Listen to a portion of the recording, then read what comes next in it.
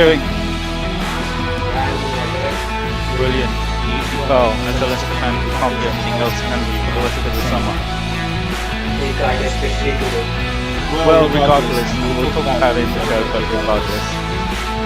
Vimal, can you hear me? Yes, how are you?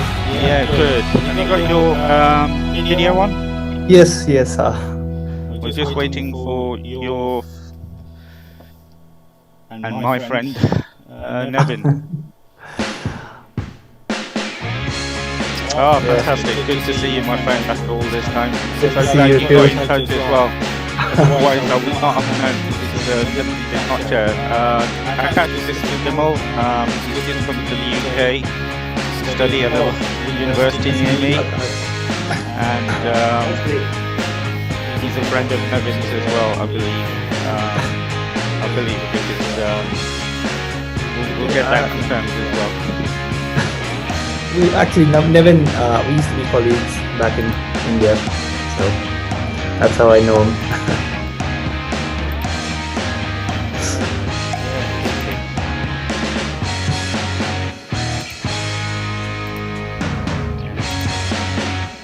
Okay, so I've got your jerseys on. I feel I should have put mine as well.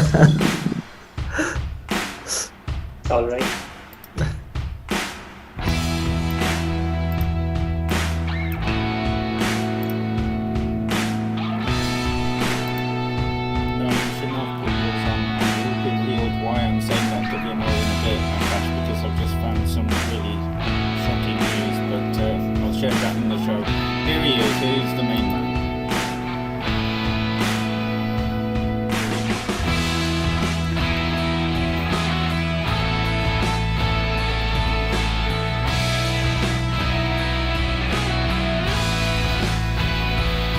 Nevin, good afternoon. Yeah, very excited, and as you can see, we've got a full house today. You know both of them, so no introduction necessary. So if you guys are ready, we'll get the show.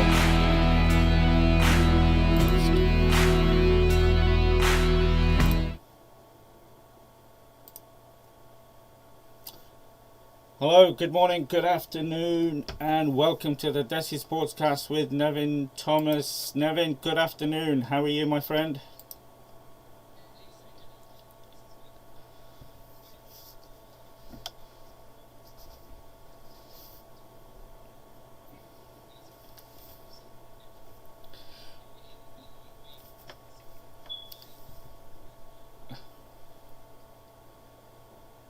Well, there's a lot to talk about today, and it's been a very special week. As you can see from my jersey, I'm not wearing the DCS polo. I'm proudly wearing the colours of blue, and somebody else who's wearing the famous colours of Leicester City is Akash. Warm welcome to the show again, my friend.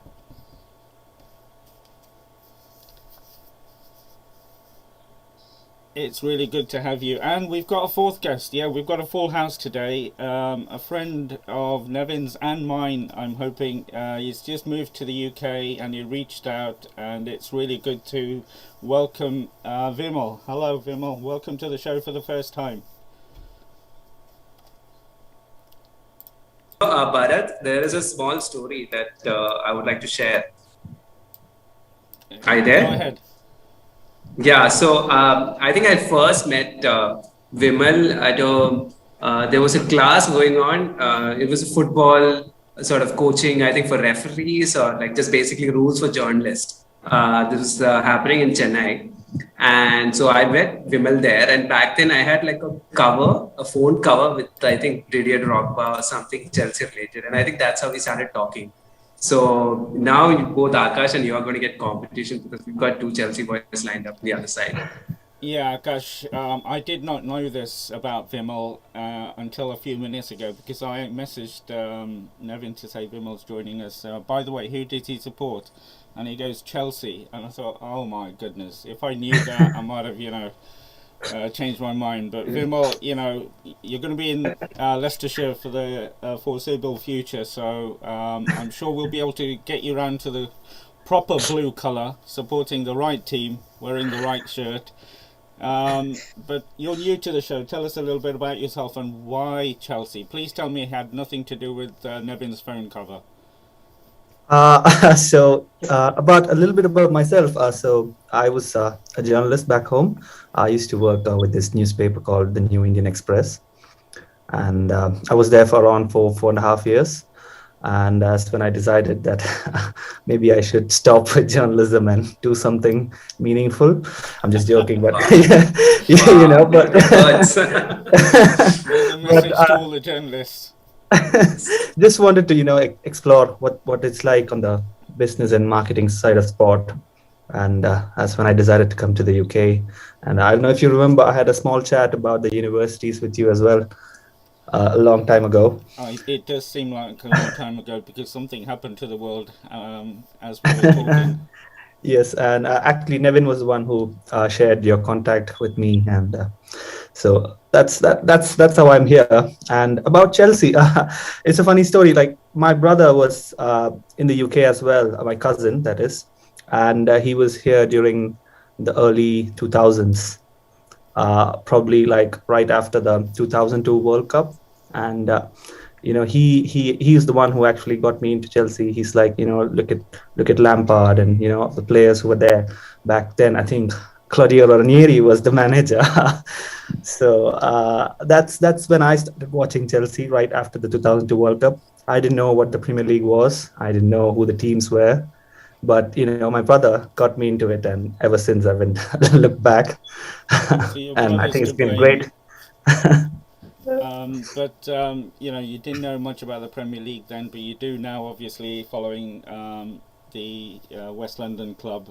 But now you're in the UK, you'll be able to witness it firsthand, and I'm sure through that knowledge, like I said, we'll be able to turn you into proper fox, no doubt. But there's only one place I have to start, and I have to start with a fellow fox. Akash, how was your Saturday evening last week? It was certainly better than Nevin's.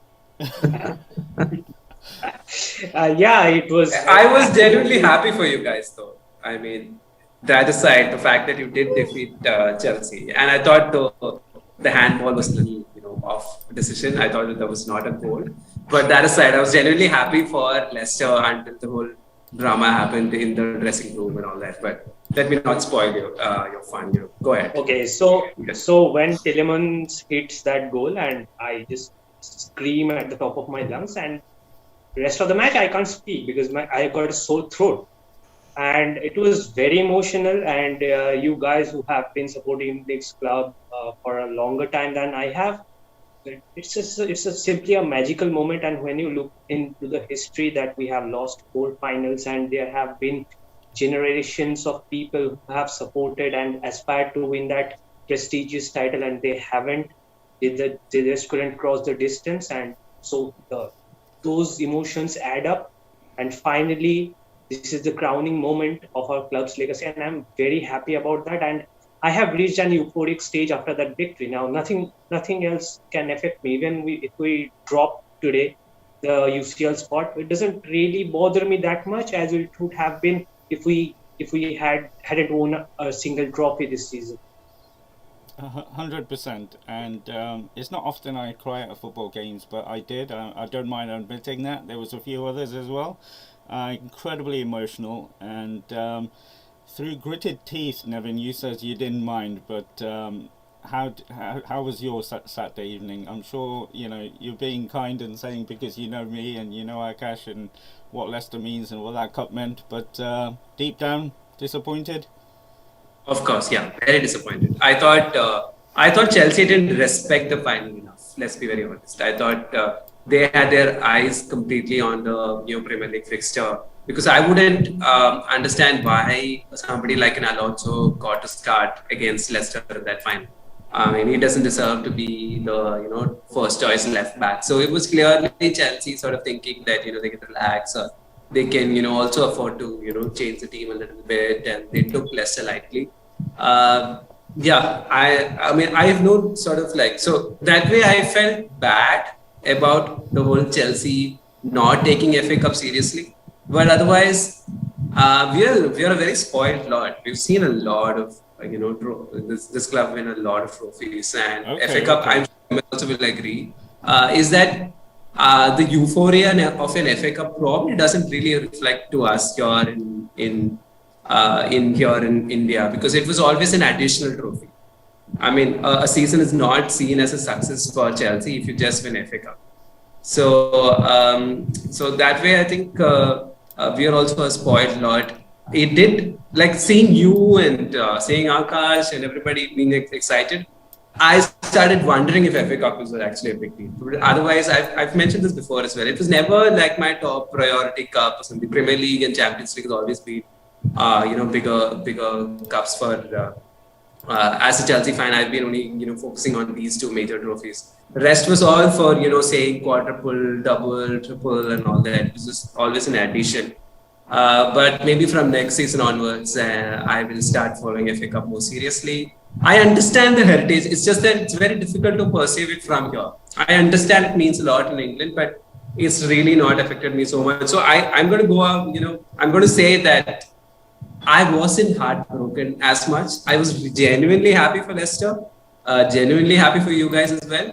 And it really, that, it's a beautiful club to see the owner come there, have, enjoy with the football players. That's beautiful. And I hope more clubs can enjoy that. And that is what football will become. So all that, so I think the journalist in me kicked out and was like, taking over from the Chelsea fan. And when you look at it, look at that match from a neutral perspective, there was a lot to enjoy. Yeah, and I've been trying to build up the FA Cup because living here, it means a lot. I know what you say about Chelsea. It wasn't a priority, but you get that feeling when you have foreign managers and foreign players as well coming in. They don't seem to get it straight away unless they come to one of these clubs. If I may add, I think playing somebody like a Tammy or a Chilwell, they would have understood this more.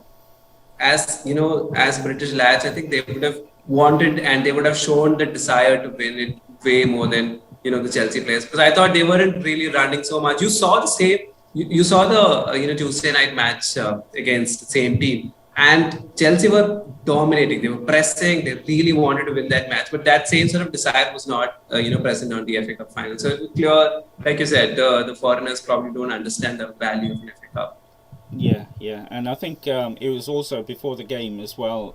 Leicester win their there's a lot of traditions around the FA Cup, the whole day, the hymns, and what happens during and after the game. And one of them is that you can have a special suit made. The players come out in those suits. It's a big tradition. But the Chelsea were in their tracksuits, which a lot of people didn't like here. It was going against tradition. Tuchel wasn't in a suit. I think there should be docked points for that as well, going against a big tradition that we have here, disrespecting our league. Vimal, you've been in the country, I'm not sure when you arrived, but did you get a feeling of what the FA Cup means here? And a follow-up to that, 'cause I know where you live, so I hope you didn't have a Chelsea flag outside your window. Well, obviously, I've read about what the FA Cup means, and to be honest, I haven't gotten to understand the football culture in the country, because ever since I was here, it's been in lockdown and no fans in the stadium, which is quite unfortunate. But I do know what it means because I've read about it, just purely on that basis. But from an emotional standpoint, if you're asking me, I mean, I consider every cup to be like really good. Like a trophy is a trophy. Doesn't matter if what name it has on it. And I believe that losing the FA Cup was a big negative as far as our season is concerned. And it's more or less the story of our season. We dominate, we do all good things, but when it matters, we're not winning. And that sort of culture, as Nevin was saying, we're a spoiled lot. We're used to winning. And when you see us drop out of games, like in crucial games like that, it's hard to take. But I think it's a process, and I think I'll have to just sit tight and wait. that's the best I can do right now. Well, hopefully the season will start as per normal in August, so you'll come and see what the atmosphere at the King Power is like, and that will be the first part of your process of converting to a proper football club. But in terms of the final itself, Vimal, how did you think Chelsea played? And they did have a lot of the possession, but it's just up front, and that's been an issue especially with Timo as well. Yes. How did you see the game? Correct me if I'm wrong, but I don't think both teams like deserve to win it. But in the end, that goal was all. I mean, it made the difference. So, congratulations. But I believe, like as Nevin said, like playing someone like Alonso, or like he's been not that great this season or for the past few seasons, and Chilwell, playing against his former club, an Englishman, he would have probably given an extra, like that would have made a lot of difference, even when his goal was ruled offside. I mean, these are the kind of emotions that we want to see in a cup final, and that was probably like a bad choice from the manager, I guess. But overall, I think like there was no desire to win. It's a cup final, and you gotta play like you mean it, and you need to show some like we showed like I don't know if you saw the footage after the Premier League game. The players all getting pumped up because of what the incident with the with the flag and everything. But if they could have showed the same emotions and aggressiveness on the day of the final, maybe the result would have been different. Is what I was saying. Yeah, and I think the Chelsea performance changed when Chilwell came on. There was a bit more urgency, and you can see that. But you mentioned a goal, and what a goal to grace the final, Akash. I mean, it was a proper FA Cup goal. Yep. That goal was something. I mean, it's hard to be on the other side of it, but what a strike, man. I mean, you got to give it to him. That was something. I think many would have stopped that. I couldn't agree more. Well, I don't think so. He was right in the corner. But he went with the wrong hand, though. He went with the wrong hand. Akash, you can see Kepa is trying with his left hand when it's going to the right corner. I thought it was a bad, fundamentally wrong way of goalkeeping. But good strike. I mean, taking nothing away from the Tielemans strike. But again, that's another, should Kepa have started or should it have been Mendy? So that's another question that we'll never get the answers to. But I was really disappointed. It really didn't show like Chelsea decided to win. And if you're developing a team of leaders, you need to, like Vimal said, we need to be approaching these finals like kings. Going out there and showing the right spirit. This is setting the wrong tone. I know when the new manager was appointed, probably is. The main task given to him was to qualify for Champions League, but nobody's going to say no to winning an FA Cup as well. So it was a little bizarre in terms of who he chose to play, but yeah, I think we can only now look back and say, oh, this should have been different, that should have been different. If Alonso had scored an amazing bicycle kick goal, we would have all been saying what a brilliant choice by the manager. So it's all, I think, in hindsight, we can always, look back and sort of say multiple things. But at the end of the day, Leicester won the trophy, and I guess deservedly so. Yeah, and just before I come to you, Akash, I've just got a message. I think this is probably for you, Nevin, and maybe Vimal. Janisha Rani saying hello. Where are Kani and Tello? I don't know if that means anything to you guys. Yes, Kani and Tello are actually my kittens. We will. I will show. You broke that news already. I thought you were going to save that for a breaking news on this podcast. Yes, it was last Sunday, so they've been here for a week now. But I will give an update towards the end of the show. Brilliant. Akash, we've got to go back to the game because I'm going to be talking about it for the rest of my life. When Tielemans got the ball, were you like us shouting shoot? I was expecting somebody to take a long range shot because at that moment and throughout the rest of the match, we had only one shot on target and we weren't attacking enough. We weren't testing Kepa. And Kepa is a weak spot. It's a fragility in the Chelsea squad because over the past few years, his confidence has been tarnished, and the same is happening with Timo Werner as well. So as soon as you get the ball, flick it, try to make something happen at that moment because it's a final, and weird things happen in the final. And there is an argument of whether that was handball or not, and I don't remember which channel, but they had a referee linked up to their post show, and he quite clearly told that if you are not in an offensive position and your back is turned on, something like that, and uh, the team doesn't instantaneously attack, then it's not considered as a handball. So that clears us. And obviously, Chelsea's one was offside as well. And coming into this game, I thought Tuchel grew a little bit of overconfidence over us because obviously we have been the underdogs in the Premier League.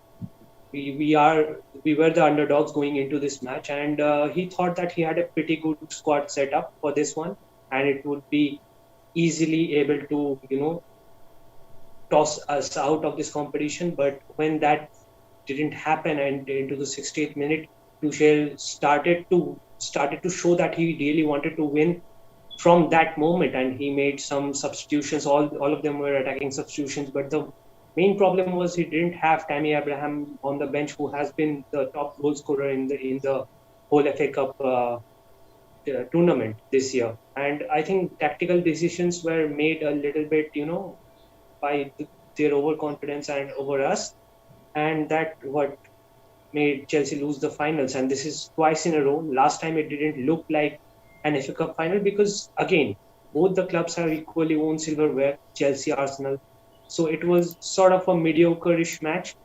And now, obviously, if Chelsea shouldn't have shown this kind of attitude coming into this game, because they are going up against Manchester City in a few weeks, and then if you don't win a silverware, what confidence does it land up? Because even today, they are not in a safe zone. They could very well drop out of Champions League. We can do that, but it's going to affect them more than it does to us, because we are still carrying on that underdog story. But they have been there. They have been overconfident, and on the way, they have been complacent. Yeah, a couple of things. It wasn't a handball straight away. I didn't have to get a second opinion or go to an experienced referee back in the studio. It's so obvious, even at the ground, it wasn't a handball. And in terms of Chelsea and the trophies they brought through their money, I think we showed the way of how to win trophies the proper way. But also in terms of the offside and the celebration, I don't know if it came across in the. Well, I think it did, because I've seen the match a few times actually since. But the cheer for the VAR decision was louder than when we scored. Nevin, did you think that was a harsh decision? I know what you're going to say. No, I don't think the offside is a harsh decision. That is what VAR is there for. So obviously, even if it's just a hairline of a difference, this is what technology is. I mean, so I thought the VAR was used there properly. With the handball, I have a completely different take, because it's clearly a hand that's away from his body and it is taking the ball in a different direction. So if that is not a handball, then I'm sorry, I don't understand football at all. So I mean, I think that was lucky. And just to counter Akash's point, it does affect play. It just goes to Tielemans, and that's how you score a goal. So it's not like there was some 50 passes after the handball, and that's how he scored the goal. So clearly a little hard done by that front. But like I said, I think Leicester deserved to win the title. So I'm not taking anything away from the game per se. And also with Tielemans, I think a very good midfield. I'm sure even Vimal would agree with this. Chelsea have really lacked goals from the midfield. All Kante is super, coaches is nice. Jorginho does whatever he does, but there is nobody who can hit a shot from that region. And if you see what has happened against Leicester, what happened previously against Arsenal, is that once the team parks the bus or starts putting men behind the ball, Chelsea have no way to crack it open. They just put in a lot of crosses, hope that somebody like Giroud can come in, and Giroud's out of form, so you can't expect him to just come in and score goals for you. So that plan B should have been ideally somebody who can, remember that somebody like a Nangolan, Pirlo, Scholes, all of these guys, Gerrard. These guys can, even Lampard, I don't know why for other teams. Yeah, so, all these midfielders could just score, and that would have, ensured that the shape of the defense is broken. Right now, you are allowing the team to put 10 players behind the ball and sit there. And I think Tielemans sort of showed what Chelsea is missing as well, and maybe that will be rectified in the summer. A player that Vimal, I was slightly, well, not, I wasn't disappointed he had a bad game, but was Mason Mount. He didn't have the best of games, and he's so influential. Nevin mentions the midfield, but he is a big part of that, but he didn't have his best day in the final. Well, I can't really say bad things about Mason Mount. He's probably been the best player, and I know it's not probably, he's been the best player for me at least. And he's what, 2021, and I don't like, like how many players have won everything at 21? Like you can't name a lot, and and he developed. Like when he came on to the starting 11, a lot of fans were like, who Frank Lampard's very, being very biased and everything. But he proved it under a different manager from a different country, and he kept his spot, which shows that he's actually capable of making it to the top. And I can't really put any blame on him for going or having a bad match. But this is probably a great learning experience for him as well, because he's just starting his career, and he's probably going to make it to a lot more finals. Yeah, absolutely. So he's guaranteed starter for England in the Euros in a few weeks' time. But I definitely don't want to turn it into a Chelsea show, because it's all about Leicester this week. But Nevin and Vimal, are you convinced by your front line for next season in terms of goals? I'm not convinced, but I would ideally, I don't know if Nevin would agree with this, and we've had arguments about this earlier. So I actually didn't want Frank Lampard to get sacked, and I am okay. Yes, I am okay with waiting. I've seen a lot of trophies, and I think I've got. Your owner isn't.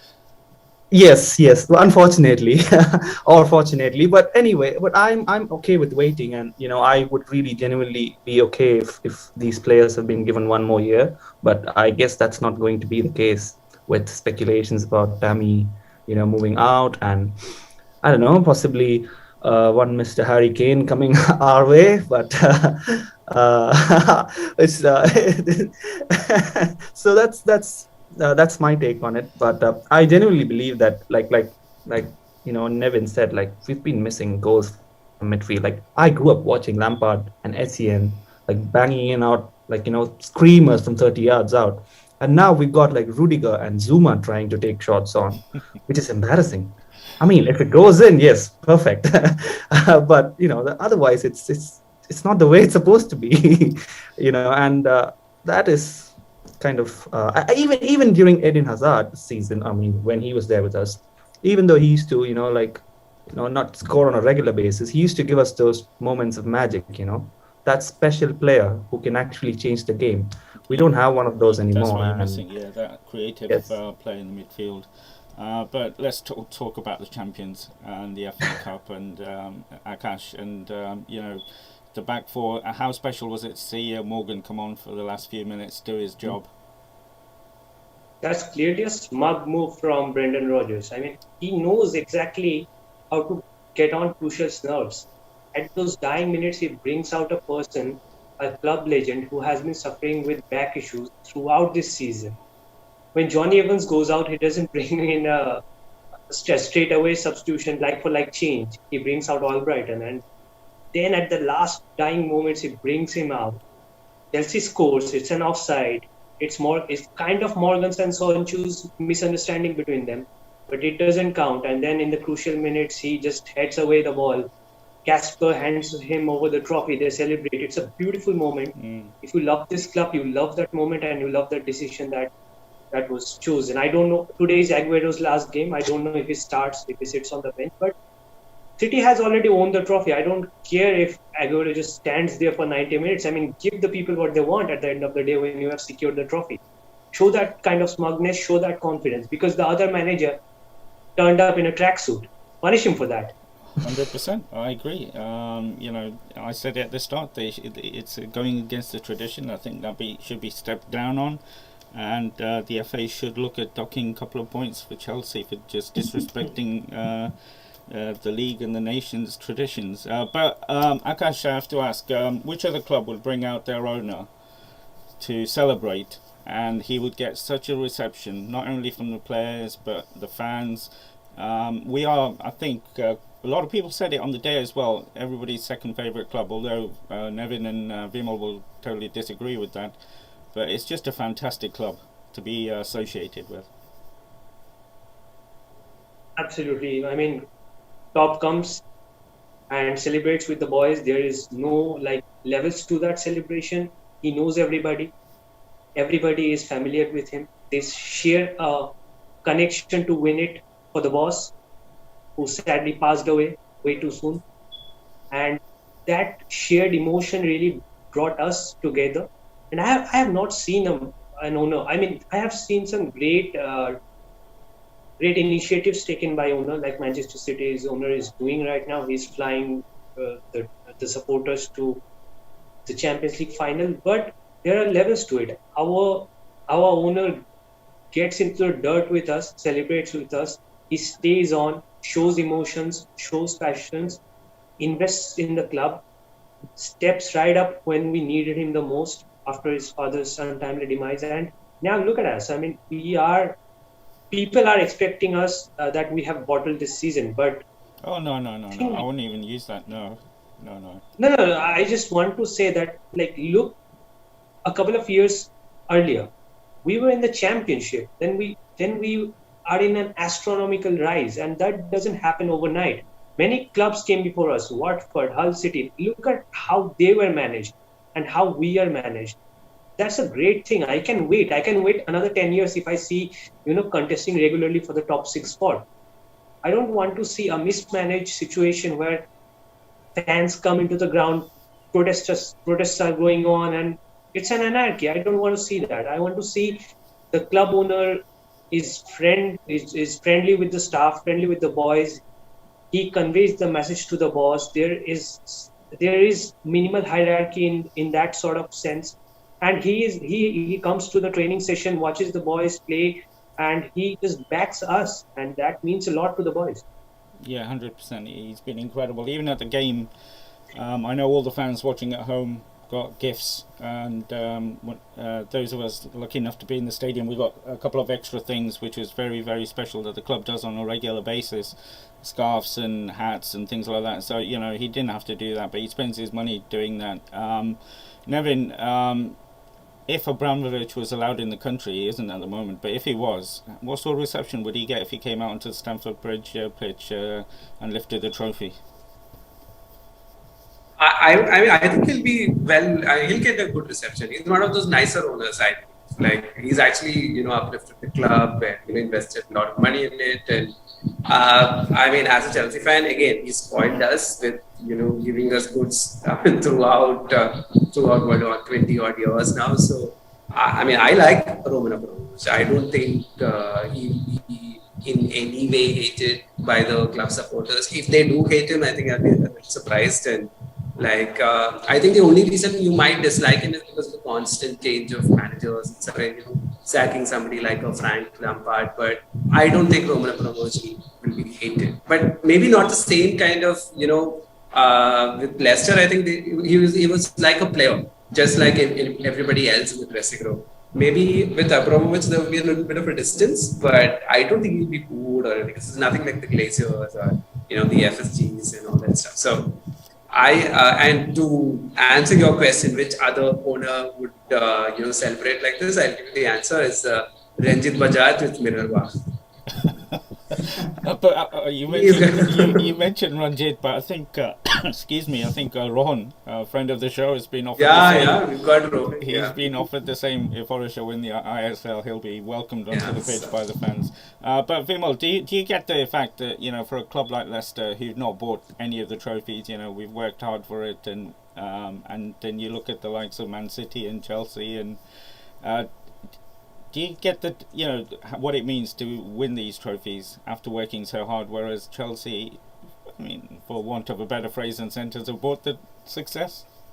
Of course. That was even as a rival fan, to watch Mr. Vichai's son come onto the field was really good. It was a feel-good moment for football in general, if I can say that. But I kind of understand what it means to Leicester. I don't know if you guys saw the interview with Schmeichel, who, in my opinion, was the man of the match. But he was talking about his first interaction with Mr. Vichai when he bought the club, and he was saying that in a few years you're going to be playing in the Champions League, and that actually happened. And that kind of that I mean, the owners are giving the players a chance to believe, a chance to dream, and that is not, like, that's not very it's not seen often, in football these days. And I actually cannot be like complaining about this, because, as Nevin said, I'm extremely happy with my manager. I mean my owner, and how he's been looking after the team. But if you see the protests about the Super League, and how these United fans and Liverpool fans are coming onto the stadium, disrupting matches, that is not football. Is a common man's game at the end of the day. And it's about the fans. And if the owner is working towards making the fans happy, then he's the right owner. It's not just about the business, it's not just about the money making. Obviously there is the commercial side to it, but football is much more than that. That's why it's the beautiful. And if I may add to Vimal's points there, like, it's very easy to just say, Chelsea bought the trophies and spend a lot of money and all that, but they did spend the money. You can have rich owners and not spend the money. You can have like rats in the ground and leaks and whatnot. And let's not forget the fact that Chelsea women's side, they've been dominating the league for so many years. They get the best of facilities. Chelsea have really believed in that team. They were the first team to take away the ladies tag and call it a women's team. So in so many ways, it's not just about having the money. It's also about how you use it. So I know it's very easy to just say Chelsea bought the trophy, and I mean there is some element of truth in it. They did invest a lot of money. But what has the clubs like Manchester United and Arsenal, who've always been rich, who've always had money, what have they done? They should have been also investing in growing bigger. And so it's, I mean, I sometimes really irks me when people go about saying Chelsea just bought the trophy or City just bought the trophy.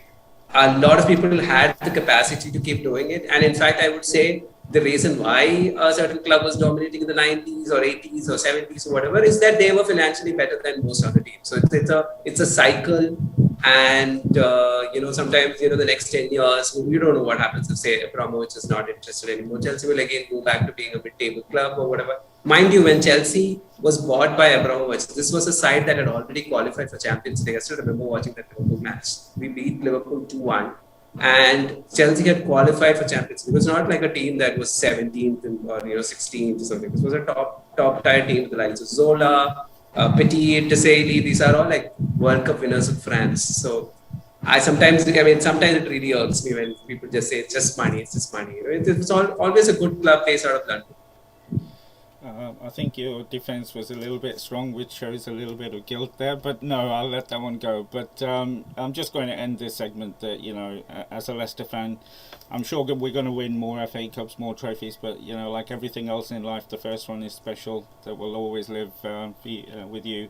So, amazing day, amazing week, and it's going to be an amazing summer. And a little bit agree with Akash in the sense that, the match on Tuesday, I thought it was a bit early. They should have played on Wednesday. Chelsea did have that, element of they wanted to win that a lot more than Leicester.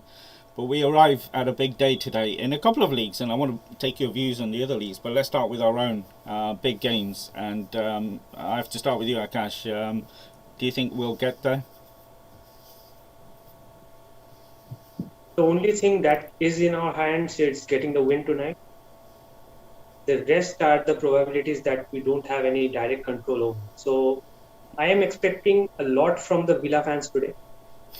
I know this is going to rub them the wrong way, but I am expecting, because literally in the last game, we were not the better side. You were the better side.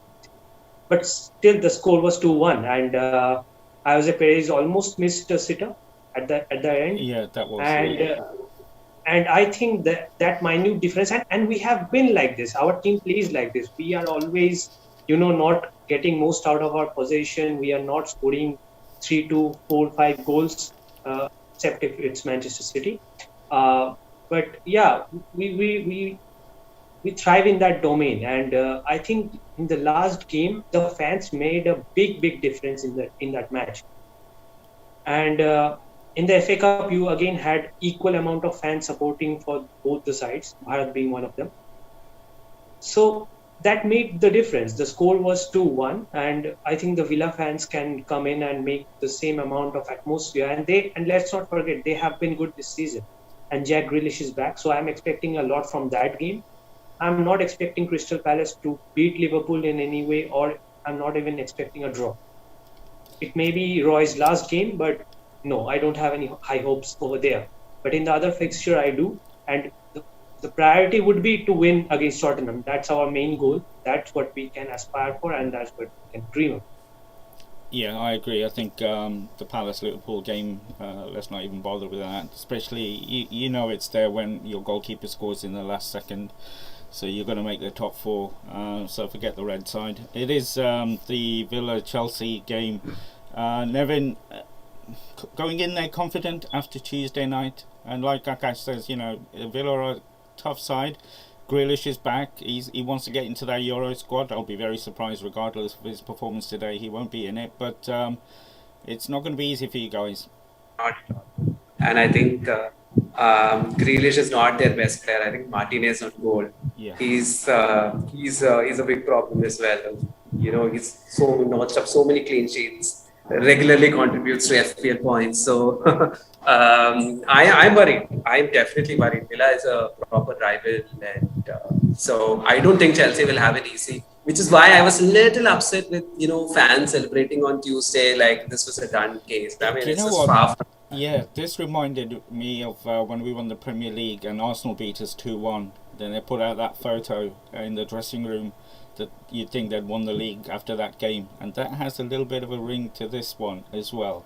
Yeah, it almost feels like that celebration after the offside goal in the FA Cup. It was mad, and then suddenly had to go back. So I really hope the team is focused. My only worry with Chelsea is that I think it's a good side. They need to start finishing. A lot of possession is nice. It reminds me of the team post Invincibles for Arsenal. There was a lot of fantastic footballers, but nobody scoring goals. So this is that kind of side for Chelsea. I really wish that in the summer, to answer your previous question, that Chelsea do need a lethal striker. Werner is nice, Havertz is silky and all that. You need the ugly. You need a Suarez. You need the guy who will put his body on the line or do whatever it takes to score goals for, and that has been missing for Chelsea.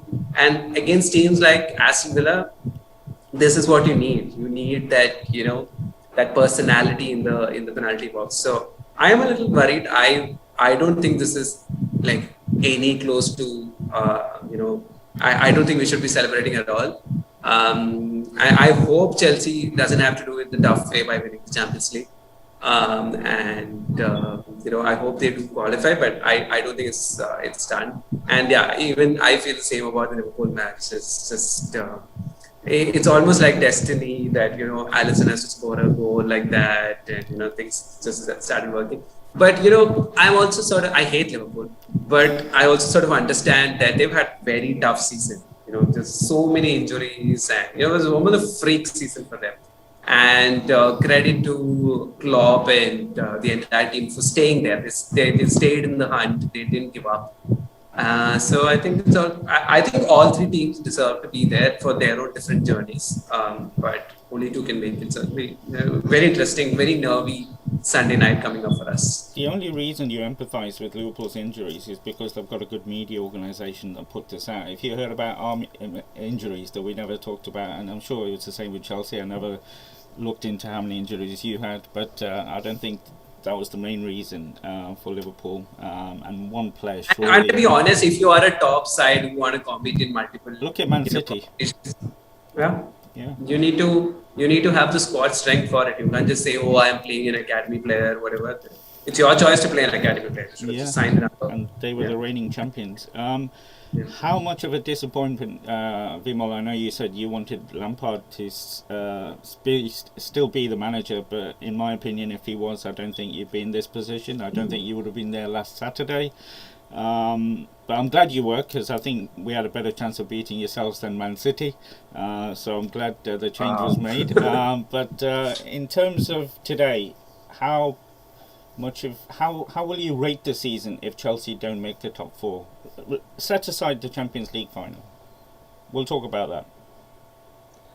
Well, bad, because we are a club who wants to play in the Champions League every year, and if we cannot make that, and considering that we've lost a chance to win a trophy as well, I would rate the season as a bad one, especially after all the noise around sacking of Lampard and Tuchel transforming everything in a couple of months. And like you said, as you said, that we wouldn't have probably been, playing in the FA Cup final if Lampard was still on. I would like to add that if not for Lampard, we wouldn't have been playing in the Champions League this season. He helped us qualify for the Champions League with a bunch of kids who've never been experienced like to play in the Premier League at least. And that is the reason why I am okay with letting people stay. And like as you said, like, see, Liverpool had a bad run, and more than Klopp getting it together, he was let to give a chance. He was given a chance to basically bring the team back. And with the latest winner, with Alisson and everything, that's what a team should be about. You shouldn't just kick people out just because things are not going your way. I mean, we've seen. I'm just interrupting. I'm okay if there is some progress though. Like the moment Klopp came to Liverpool, they were playing a sort of football where we could all, this team was improving. With Lampard this season, I didn't see that. It was just a team with, no sort of tactics, and, it was all over the place. That was my only problem. I would have loved Lampard to become a legend. Yeah, that's the thing. So but maybe this was just all over the place. The appointment of Lampard maybe came at the wrong time, because he's again a very amateur manager. He's just getting into the game. But if you've given him a chance, then make sure that you don't throw out someone like a Lampard because results are not going your way. I mean, Nevin, come on, we've seen trophies for so many years now. I think we should. I still want to say it. We should be a little more patient. Akash, this is what happens. The so-called top six always dominate the conversation. Let's steer away to proper football. I don't think I'm going to get. You are top six, Bharat. You need to embrace the fact that there's a couple of other clubs from North London who think they're in the top six and they're in one of the big six. But I don't think I'm going to get an unbiased answer here. But let's go. I want you two that will join Man United and Man City in the Champions League. Nevin? Chelsea and Liverpool. Vimal? Well, Chelsea and Liverpool. Akash? Bring a bit of realism into the show. Liverpool, Leicester. Sorry? Akash, sorry, I missed your answer. He said Liverpool and Leicester. Brilliant, there you go. Bit of realism and not this fantasy football that some clubs live in. I can't agree. I can't believe that all four of us want Liverpool to qualify. Shit, I'm changing. I want Leicester and Chelsea. I think it's simply because it's like you said, Alisson with that last second goal, not even last minute, and who they got at home today is a done deal. They'll have fans as well, which will make a difference, but yeah, we'll see what happens. But I'm really looking forward to 4 o'clock tonight. But there was a huge title decider yesterday in La Liga, and I was so happy for Atletico to win it. Half-time, the results were weird, but you saw the pictures. I'm not sure if you caught the game. Your feelings, Nevin? Really happy for Atletico, or you hoping Real Madrid would continue with that dominance? No. I'm super happy that Atletico. I have a bond with Atletico. Whenever I play FIFA, I always play with Atletico. So I've had like multiple seasons with this team. So I've sort of like, in some sense, this has been a B team for me. In case I have to support the team from La Liga, this was my team. They were the perennial underdogs, right? They fought. They, regardless of who went, they just kept pushing these top two. And I think Diego Simeone and what he does with that Atletico should go down amongst the greatest footballing takes. I know we talk about Guardiola, Sarri, Mourinho, whatever the Cruyff and everybody else. I think this team and what Simeone does with the resource he has, it's absolutely top tier. And it's also my kind of football. I like when it's tough and ugly and somehow eke out a win. I think that's the kind of football. I think Suarez sort of typified the Atletico spirit of wanting that desire, that extra desire to win. And I'm happy. I thought they were going to choke it a few That was the days back. feeling. Yeah, but I'm glad they pulled through. The fans deserve it, considering the Champions League finals that they've lost. They've come so close so many times to so many titles. So to finally win would be also testimony to great scouting that they do. They keep finding these top players from South America, from Aguero, Falcao, Diego Costa, Diego Forlan, all of the top players, and they were. So I think, in essence, this is celebrating this Atletico team for so many years. So I'm very happy for I'm happy that this happened, and I hope this also sort of means more transfer budget and an opportunity for them to build a dynasty. Yeah, and they remind me a little bit of Leicester. I have to say Leicester. I'm going to bring Leicester into as many conversations as I can. But in terms of, they've got a top two there that they've broken, and they've been doing that regularly. And I was so happy that they pull through. And it is one of those teams that Simeone has rebuilt over the years, and they're still challenging and winning. And that's really, really brilliant to see. A third team there winning that title there. In terms of today, there's also not title deciders, but places being decided in League and Serie A. I'm going to start with you, Vimal. Can you see Ronaldo playing in the Europa League? Oh, it's. I really hope he doesn't, because it'll be interesting, to see what it's like to have no Ronaldo in the Champions League. I mean, he's had enough of it. He's won everything, so maybe it's time that somebody else should win it. And I genuinely don't think Juventus can do it, because I don't know, maybe the other teams are just better. Inter's already sealed, but Atlanta, I don't know, like 2 seasons ago, they was one of the most exciting teams to watch in the Champions League. And they're back at it, and they've again, I think, scored the most number of goals in Serie A, so they deserve it. And Napoli is, I'm a huge, I don't know, I can't say I'm a fan of Maradona, but I've heard people talk about Maradona for so many years, including my father. And I don't know, I sort of have this connection with Napoli, I feel, because, and I'm genuinely, even though we beat them on our way to the Champions League in 2012, but it's really interesting to see the Juventus have fallen down, because they've made the league boring, if you ask me. I mean, it's year after year after year. They're just keeping on winning. Come on, there's no point in that. So I'm really happy to see that. And in Spain as well, as much as I hate Suarez from the bottom of my heart, I am so happy that Barcelona and Real Madrid did not win it, because they've been too arrogant, and and they've managed the club in a messy manner, and they are actually they deserve what they're getting right now, and I couldn't be happier. It's good to see fans of the so-called top six supporting the smaller clubs. I like that, and but let's carry on that theme. Akash, I'm personally hoping Lille win their final game and win the French Championship as well, just to show PSG it's not all about the money. Yeah, at this moment, every league has been sort of rattled in a way that the regular champions aren't winning except from Bayern. So that's a pretty decent sight at this moment, because of the Super League and everything that happened. Anyway, to elaborate on Vimal's point, I think he made a very nice point over there, because Chelsea didn't see progress and instantly they fired Frank Lampard, who is a club legend. And yesterday, despite of all those failures, Atletico entrusted Diego Simeone, a club legend, and he gets the job done. And let's not forget, he appeared with his team, with his low-budget team, 2 times in a Champions League final, both the times against a dominated side of Real Madrid.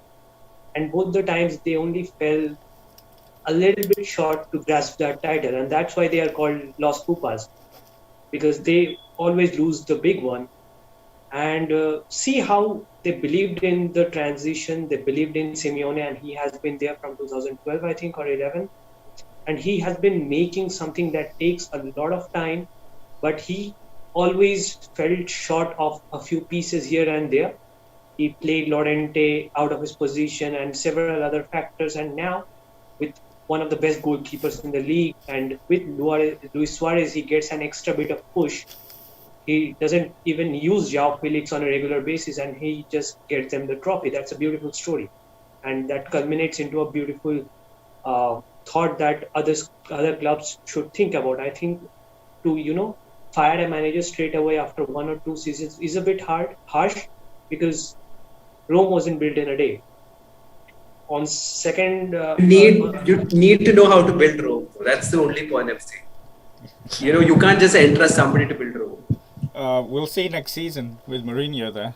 If it can be I built in am the season. no, all I'm trying to say is it's very easy for people outside to say Chelsea should be be in 8th position, 9th. The problem is once you don't make it to Champions League, there's money involved. It's a spiral. This is a spiral. This is what is happening to Arsenal.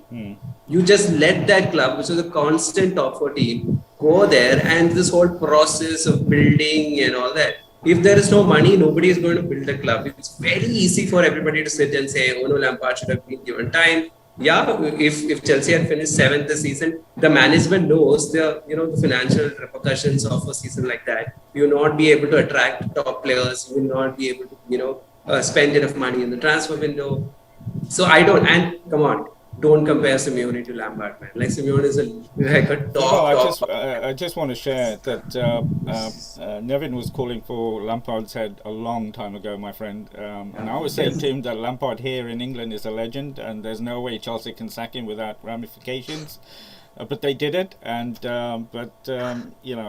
by the way, Nevin, it's not gone unnoticed. You're wearing the Champions of Italy's shirt, so fair play to you as well for that.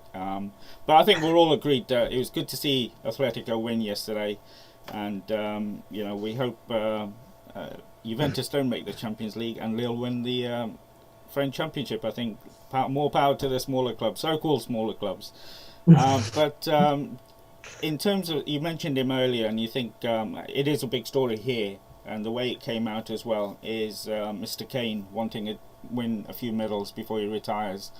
And Vimal, you said you hope he comes to Chelsea. I don't think he will, to be fair. I think he wants to win medals. But it's going to cost quite a bit, and there's only a couple of clubs can afford him. I'll start with you, Vimal. And do you realistically think Chelsea can afford to buy him? But can he fit into the system? And considering how much he spent last year, and on the back of that, where do you think he realistically will end up? Well, as you said, we're one of the clubs who can definitely afford him.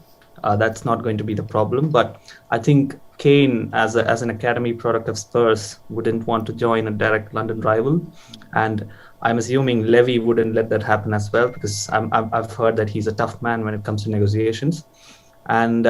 By the looks of it, I think he's going to join Manchester City because of his comments on, his dream to play with someone like De Bruyne. I mean, who wouldn't want to? Any striker's dream. So, I mean, if that happens, then what we can all do is to stop watching the Premier League and, create a second cup for the other 19 teams to win. Because, I mean, I cannot imagine City with Kane, because, my God, that is going to be a disaster. So, but I think that's the realistic option in England. I mean, you'll feed but you never know. I mean, you'll feed a club. You've got Aubameyang and Lacazette. You could probably tap into, see if you can get them to Chelsea. But Nevin, in terms of Kane at Man City, do you think he'll fit into Guardiola's? Because he's got a certain way. He won't change for the player. The player will have to change to Guardiola's methods. I think he will, because again, Kane is an exceptional talent that he has the ability to.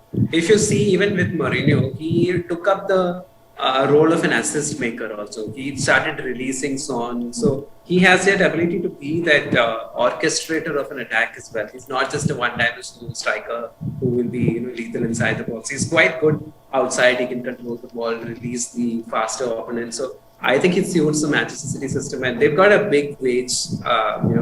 Aguero's moving out. There's a big vacancy to fill for City. So I think it's the most easiest fit in terms of money, in terms of opportunity and everything for Harry Kane. If I were Manchester United, I would still think about him. I know there's Cavani and Martial and Rashford and all those guys, but I mean, nobody compares to Harry Kane. And he's a British lad, and if they have the money and the willpower, I don't think they have the owners to do it though. But like if they want to make a statement, going after Harry Kane would actually make a lot of sense for because you saw what a striker like Cavani brought to United. A solid striker who can make the right runs, score goals. So imagine a Harry Kane would be like a bigger upgrade. So I don't think United will go, considering I think they're more focused on looking at Sancho and somebody in the centre midfield and maybe even a defender. But I mean, in a hypothetical situation, they can also afford, and they should also at least be looking at the availability of Harry Kane. Yeah, we'll see. And Akash, do you think what turned Harry Kane's mind was that Hamza Chowdhury has now won more medals than Harry Kane, and he thought, I need to get out of Spurs? I think Spurs were building a good team at one point before 2 years, and they reached a Champions League final. They were contesting for the title. They were challenging for it. And then what happened is, after they lost the Champions League final against Liverpool, Levy had this idea of building the new stadium, which demands a lot of finances to go into that. And after that moment, you did not see a good recruitment from the Tottenham side.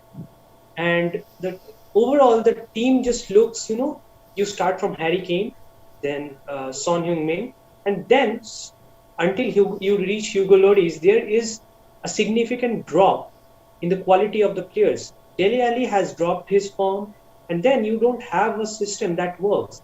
And slowly, before you realize, you are losing players, you are losing your momentum, you are losing your heritage. The same thing has been happening with Arsenal this season. They have an inexperienced squad. Their players don't gel all that well, and they did not make a major signing. For as long as I can remember, after Aubameyang, they didn't, really brought in a starlet from another club. And this, you go on. Pepe is a big signing, right? I think Tottenham, a bit like Leicester, had the issue of somebody playing second fiddle to Harry Kane, and that wasn't going to happen, and there was no top level player that was going to come in there. But I totally agree with you. Their focus went off. I think a couple of things happened. The stadium happened, and Mourinho came in. He's a disruptor. He's not great at bringing in young players or man management, as we found out. But I want to talk about the Champions League because we won't be able to talk on the podcast before then very quickly. But just to go to each of you and say, given a choice between Haaland and Kane, Vimal? Kane any day, because he's used to the Premier League. He's English, and he's going to guarantee at least one title. Haaland could be like a Werner, coming from Germany, and maybe he's better than Werner. I don't know. But England is a different league. People take time to adjust. And I would rather spend on Harry Kane and get those trophies rather than making a long-term investment. Because right now, as Nevin said, we need a trophy. I think I've never seen Chelsea not with a trophy in the last... it's every year we win at least one trophy, and it is difficult to see that we haven't done that last year and maybe even this year. So... Nevin, a young up-and-coming striker or an experienced person that you've got to fit into your system?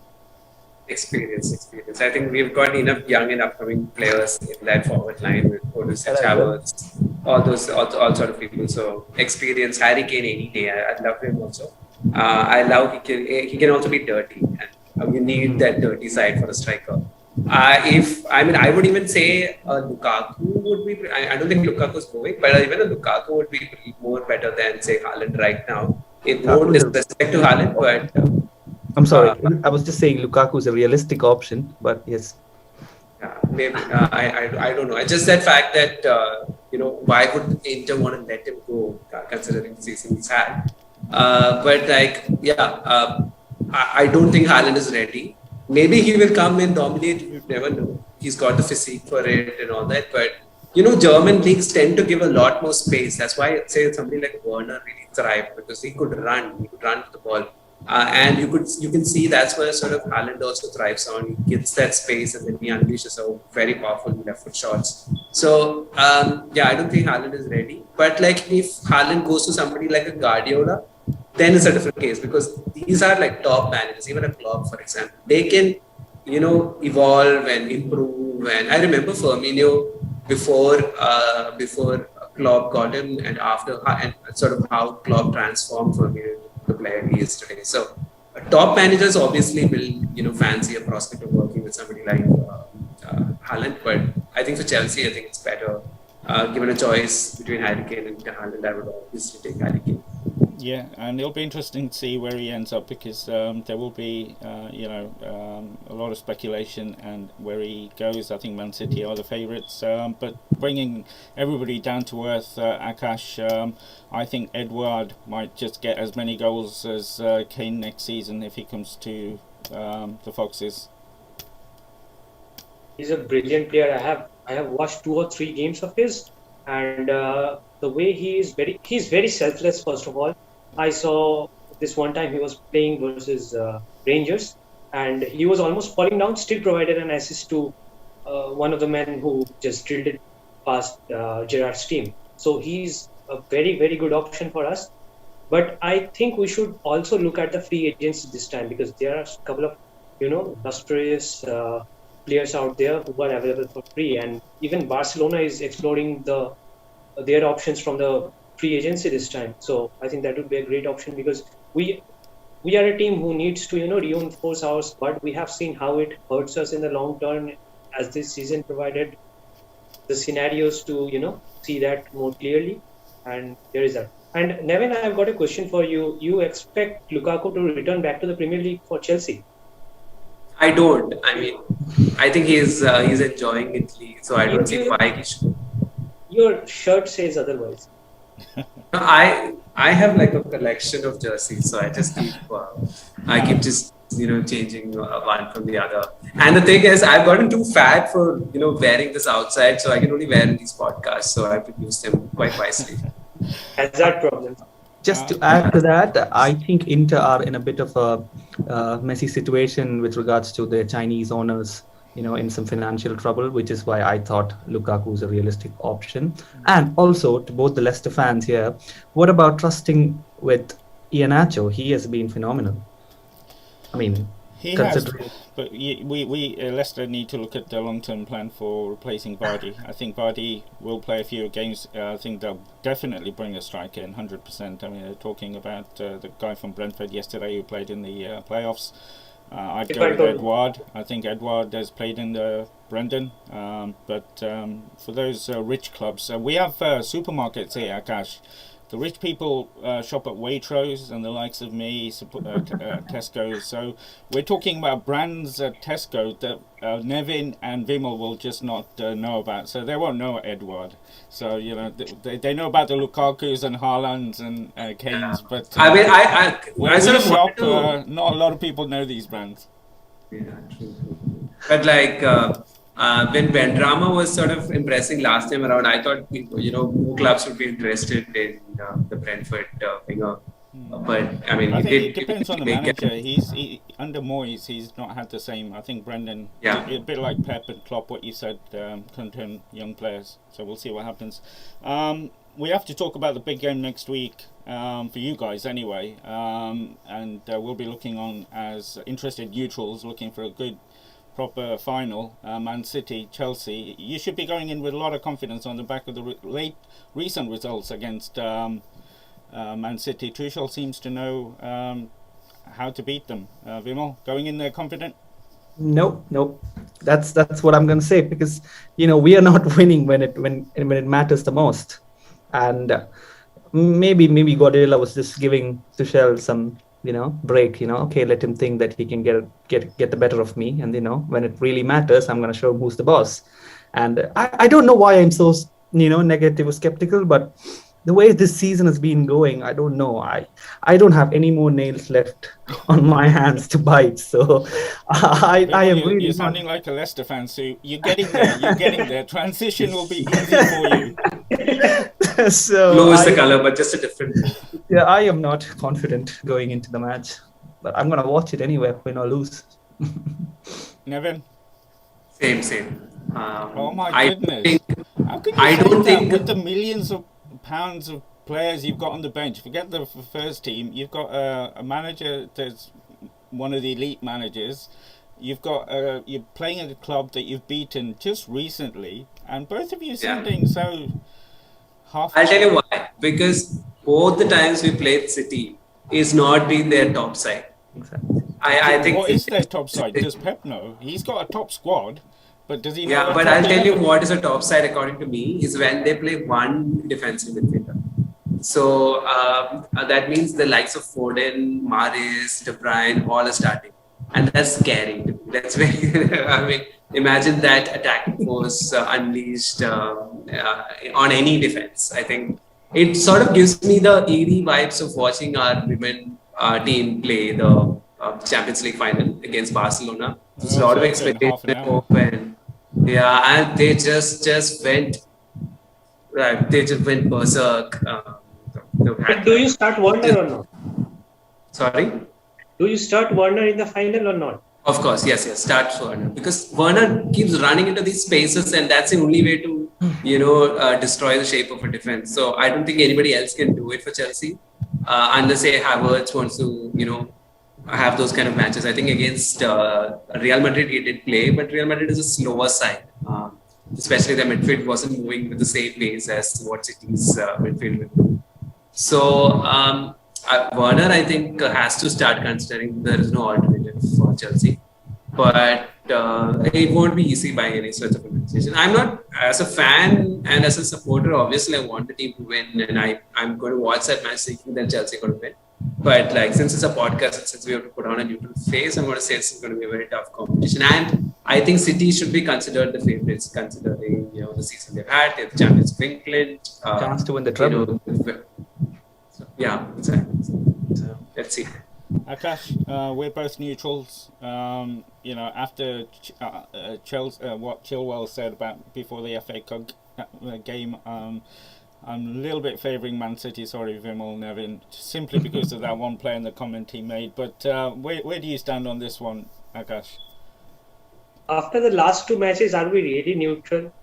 I think not, because you can consider Chelsea as our rival going forwards from this point on, because see, Nevin and Vimal are both laughing at that. I'm not. I'm not laughing. They don't have Arsenal at this point. The only good option are us. No, I'm sort of I'm disliking the whole whitewashing of Leicester being a sweet side. What happened in the dressing room is absolutely untrue. You can't be throwing a club's flag around, and that's very disrespectful. Yeah, it was uncanny, and it was not something that you would expect from Leicester. So if the banter is going to go on, I think we're going to give it back, saying, "Hey, listen, stop portraying your club." At the end of the day, at the end of the day, that's the problem. Like, everything should not be posted on Instagram. Yeah, or maybe you shouldn't do certain things. And little respectful. he was out of order when he did that. That was a very big disrespect. You should be gracious winners. That's what's taught from the schools anyway in England. But Akash, probably gave Chelsea the impetus to go and perform on that Tuesday night. It looked I think what Chilwell said before the FA Cup game probably spurred on the fans, and I think that probably reflected the passion. And you saw the reception he got when Chilwell came on. So sometimes the players, need to leave their cameras in their hotels and what have you. It might be beneficial, but Amate was out of order, no doubt. Akash, Man City, Chelsea, I don't know if you said.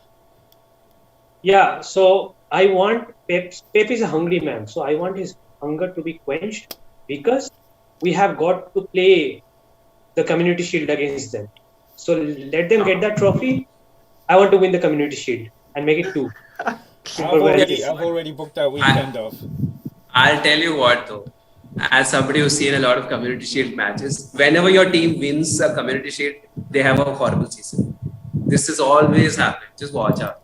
So if City wins the Community Shield, they're not going to win the title next year. So you have to choose what you want. Community Shield is not a trophy worth pursuing at all.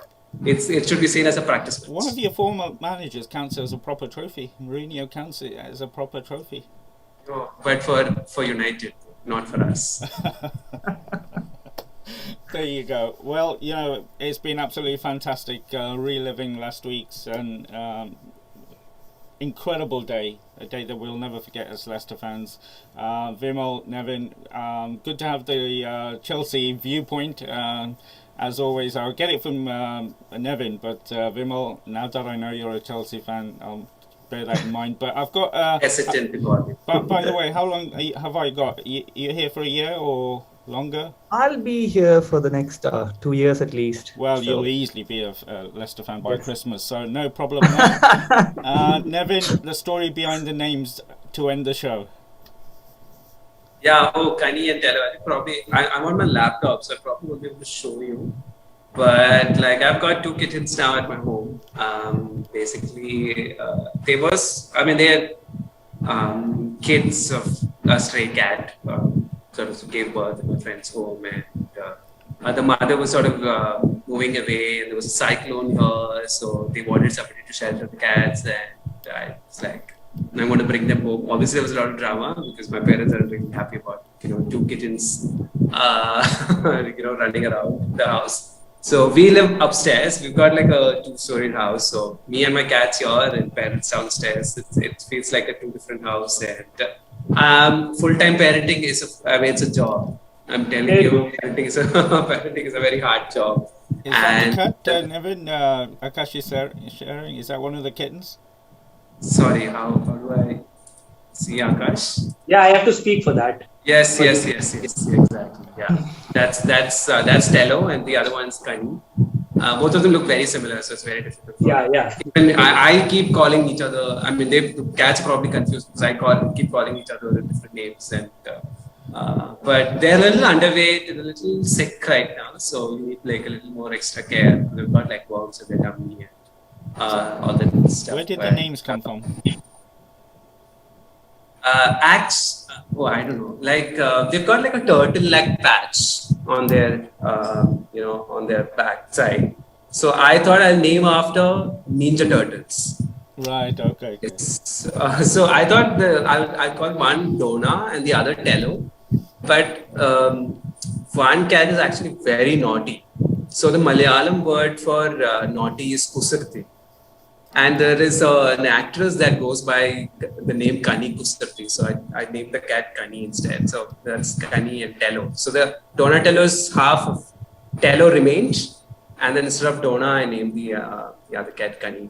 I also wanted clear 2 different sounding names so that the cats are clear who I'm calling. Brilliant. Well, from a couple of the messages, they've already got huge fans. So I think next stage for you is to create a Twitter handle for both of them, and no, I'm going to keep them away from Twitter. Twitter is very polarizing. Let the kids have fun. Brilliant. Well, we'll get updates from yourself on this podcast for all the fans of Kani and Tello. I'll introduce them. Subscribe to this channel. It's the only way you'll get updates on how the 2 are getting on. Absolutely. Exclusives. Fantastic. Vimal, brilliant to have you on the show, and like I said, hopefully we'll meet up very soon now that the restrictions are being lifted, and we'll be able to enjoy a pint inside and catch a couple of I'm looking forward to that. Yeah, and you're nearby, so it will happen. Fantastic. Thank you for joining us today. Pleasure having you on the show. Thank you for having me. Akash, absolutely brilliant as always. Loving, when there's a fellow Fox, we get a bit of realism on the show because it's always dominated by all these big clubs and their fans. But thank you for joining us today. Fingers crossed for today. We're going to enjoy it. Last week made our summer. So regardless, we're going to be in Europe. So we'll be touring around Europe in one way or another. So I'm looking forward to that. But thank you for joining us today as well, Akash. Thank you as well. Nevin, thank you as always. Yes, and we will catch up soon. Leave some fingernails for next Saturday, so we'll see how they are on Sunday, and have a great week all. Stay safe. Take care, everybody. Bye-bye. Thank you. Bye.